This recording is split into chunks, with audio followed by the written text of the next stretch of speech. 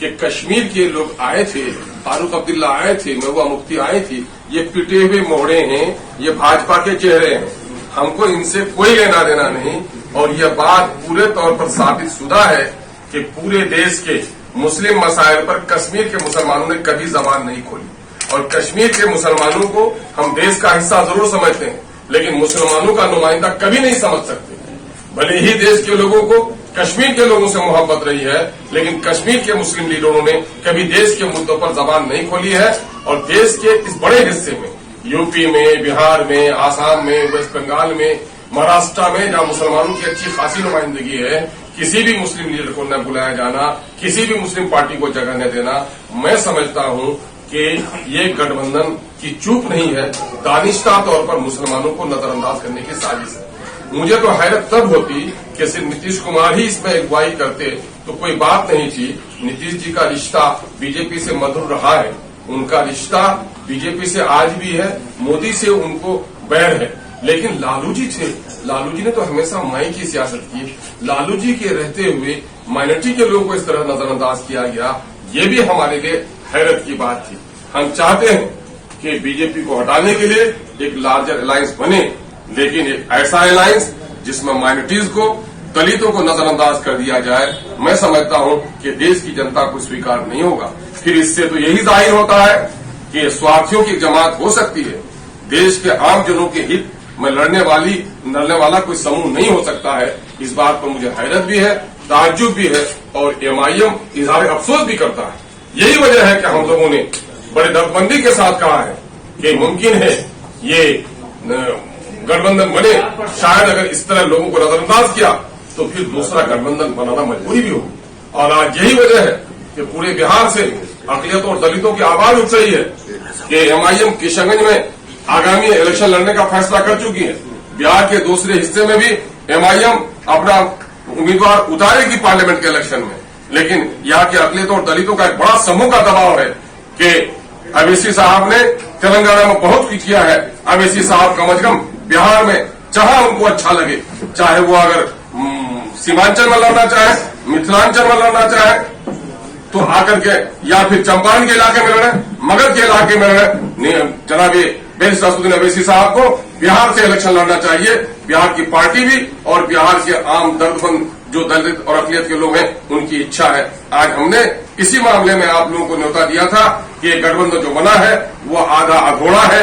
इसमें मुसलमानों को, दलितों को, सिखों को, ईसाइयों को नजरअंदाज किया गया है। मुस्लिम रिप्रेजेंटेशन कहीं से भी इसमें नहीं देखा है। इसी दुख के इजहार के लिए हमने बुलाया। नीतीश कुमार आप लोगों को शुरू से कहते रहे हैं कि भारतीय जनता पार्टी की भाषा बोलते हैं, उनकी मदद करते हैं। मायावती में भी यही इल्जाम लगता है, इसलिए आपको नहीं बुलाया गया कि हो सकता है आप मुखबिरी कर दें, जिस तरह जीतन राम मांझी को उन्होंने इल्जाम लगा के बाहर किया। मैं कह रहा हूं ये कोई साजिशी गिरोह है जो मुखबिरी, लोकतंत्र में जो कुछ भी होता है खुल्लम खुल्ला होता है। ये इनका इसके माने इनका कोई खुफिया एजेंडा भी, हिडन एजेंडा भी है जिसकी मुखबिरी लोग करते होंगे। ये हिडन एजेंडा क्या है इनका? हिडन एजेंडा तो यही होगा नीतीश कुमार जी का कि किसी तरह से बीजेपी में फिर राह निकाल लो। इनका हिडन एजेंडा तो वही रहा है। बीएसपी से कोई बात चल रही है आप लोगों की गठबंधन को लेकर के? जो लोग, देखिए, सवाल ये पैदा होता है कि आदमी को जब जगह नहीं मिलती अपनी जगह तलाश करनी पड़ती है, और हम किसी के मोहताज नहीं है। अकेले चलने की आदत हमको है भी, और अगर कोई रास्ते में विचारधारा से मिलता हुआ मुसाफिर मिलेगा तो उसके साथ चलने में भी हमको कोई दिक्कत नहीं है। और हमारे नेता इस मामले में प्रयास कर रहे हैं, और पहले भी हम लोगों ने किया भी है, गठबंधन किया भी है, और अभी वो गठबंधन पूरे तौर पर टूटा भी नहीं है। हमारे साथ है कुछ समूह जुड़े थे।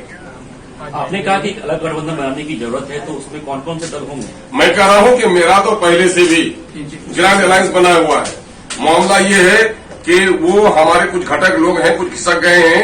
हम अगर जरूरत पड़ी तो हम उसको फिर अजसरेनो उसको हरकत में लेकर आएंगे। लेकिन ये जो बना हुआ है, क्या इससे आप सहमत हैं कि पूरे तौर पर पूर्ण हो गया? आप देख रहे हैं देश की बड़ी बड़ी 3 रियासतों में, जहां आप देखेंगे कि आंध्र प्रदेश की नुमाइंदगी नहीं हो सकी, नहीं आ सके, वो रेडी नहीं आ सके। आप देखेंगे टीआरएस नहीं इसमें आए। आप नहीं देखेंगे कि उड़ीसा की नुमाइंदगी इसमें हो सकी। तो ये देखेंगे कि ये अभी आधा अधूरा है। और मैं समझता हूं कि देश में कोई भी गठबंधन ऐसा बनता हो जिसमें माइनॉरिटी को, दलितों को उसकी वाजिब हकदारी नहीं अगर दिया जाए तो मैं समझता हूं कि वो गठबंधन नामुकम्मल है। अगर अभी भी आप लोगों को बुलाया जाए दावत में तो आप लोग शामिल होइएगा उसमें? भाई अभी बुलाया जाएगा, जब वो मौसम बदलता है तो मिजाज बदलता है। हम ऐसे लालची करो नहीं है कि उनके लिए मुंह उठाए हुए हैं। हमें देश के जनता की हित है कि एक लार्जर अलायंस होना चाहिए, मतलब परस्तों का, मुफाद परस्तों का, नीच स्वार्थियों का नहीं, देश की जनता के लिए बलिदान देने वालों का एक समूह जमा होना चाहिए। अगर विचारधारा मिलेगा, बात बैठकर होगी तो बात आगे बढ़ सकती है। आपके कहने से ये सर्टिफिकेट मिल जाएगा उनको। हर एक इसके माने ये है कि 75 सालों के दरमियान में भी दलितों के दरमियान में अपनी लीडरशिप और अपने मुद्दों पर बात करने की सलाहियत पैदा नहीं हुई। ये तो हैरत की बात है। क्या दलित समाज आज भी इतना दबा हुआ है कि उसके दल की आवाज भी दूसरा बयान करेगा? आपने ये भी कहा कि राजनीति बोल रहे हैं, नहीं करते रहे हैं, वो करते रहे हैं। और उसने अपने कार्यकाल में जब एमआई की वकालत करते रहे थे तो मुस्लिम चेहरों को भी सामने उसने रखा, लेकिन न जाने आज लालू जी पर कहीं तेजस्वी जी का जो मिजाज है वो कहीं हावी हो गया हो, ये आश्चर्य की बात है। मैंने तो अपने सियासी गुरु के बारे में कहा, यह आश्चर्य की बात है। पहला मौका है कि लालू जी की उपस्थिति में माइनॉरिटी को इस तरह नजरअंदाज कर दिया गया, ये खेदजनक है। क्या अगला जो आप लोग विपक्षी एकता की जो रूपरेखा बना रहे हैं वो धर्म के आधार पर बनाना चाहते हैं? नहीं, बिल्कुल नहीं, धर्म के आधार पर नहीं, धर्म के आधार पर नहीं।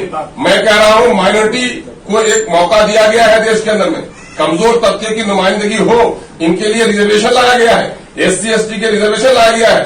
चूंकि जो समूह कमजोर है उसके लिए रिजर्वेशन का मौका है संविधान में, और उनको नजरअंदाज कर दिया गया है। और सारे आंकड़े बता रहे हैं कि जिसकी लीडरशिप सामने में नहीं आई है, जिन लोगों की सत्ते में साझेदारी नहीं रही है, वो समूह कमजोर हुआ है। इसलिए ऐसे समूह की नुमाइंदगी होना जरूरी है। मैं इस अंदाज से बात कर रहा हूं, ये देश बनेगा तो सबके विकास से देश का विकास होगा। खास वर्गों को अगर आप छोड़ देंगे, अगर दुल्हन बहुत ही खूबसूरत हो, टांग उसकी टूटी हुई हो, तो दुल्हन खूबसूरत नहीं कहलाए। प्रधानमंत्री नरेंद्र मोदी ने न्यूयॉर्क में एक मीडिया कर्मी के द्वारा पूछे गए सवाल के जवाब में कहा कि भारत में जाति और धर्म के नाम पर भेदभाव नहीं होता है। ये तो झूठ का पुलिंदा है।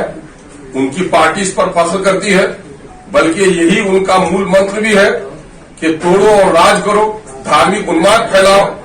और ये है बाहर में जाने के लिए जो अंतर्राष्ट्रीय पैमाना है, उसमें अपनी जीत मिटाने के लिए उसने गलत बयानी का सहारा लिया है। उन्हें सच्चाई ये है कि भारतीय जनता पार्टी ने जब से जन्म लिया है, धार्मिक उन्माद और जाति उन्माद ही उनका सेवा रहा है। और उनका सबसे बड़ा सबूत यह है कि उनके मंत्रिमंडल में आप जाकर के देख लीजिए, उनकी पार्टियों में जाकर देख लीजिए क्या नुमाइंदगी है माइनॉरिटी के लोगों। ईमान साहब, अभी आप बात कर रहे थे कल की विपक्षी एकता की मुहिम की, उस बैठक की जिसमें मुसलमानों का बिहार से रिप्रेजेंटेशन नहीं हुआ और कई स्टेट से भी नहीं हुआ। हाँ, कई स्टेट्स का भी रिप्रेजेंटेशन अलग से भी नहीं हुआ। ये बताइए कि इसी मीटिंग में कल दिल्ली के मुख्यमंत्री आए थे, उन्होंने मीटिंग अटेंड की और उसके बाद ज्वाइंट प्रेशर भी नहीं एड्रेस किया, और रास्ते में जो स्टेटमेंट उन्होंने दिया, इसको आप किस तरह से देखते हैं? आपका क्या मौकिफ है इसमें? हम लोग ये देख रहे हैं कि इनका जो मकसद है वो देश को सामने में रखकर नहीं है, बल्कि सबका निज स्वार्थ कहीं न कहीं से जुड़ा हुआ है। और अध्यादेश में चूंकि केजरीवाल जी का स्वार्थ जुड़ा हुआ था, इसलिए वो अपने स्वार्थ की पूर्ति के लिए ले आए थे। ठीक। और इसमें 370 में उसने भाजपा का भी साथ दिया है। कोरोना काल में एंटी माइनॉरिटी जो उनकी एक्टिविटी रही है वो भी सबके सामने में रही है। मैं कह रहा हूं कि इस देश में कोई भी लड़ाई, स्वतंत्रता संग्राम की लड़ाई नहीं हो, इंदिरा गांधी के जुल्म के खिलाफ लड़ाई आंदोलन चला हो, कभी भी मुस्लिम, दलित और सिखों को छोड़कर कोई आंदोलन सफल नहीं हो सका है। और आज इस समूह को नजरअंदाज किया जाना, मैं समझता हूं कि भयानक राजनीतिक गलती।